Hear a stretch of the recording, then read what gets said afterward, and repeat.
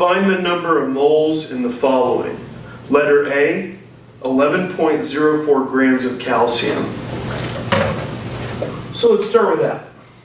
11.04 grams calcium.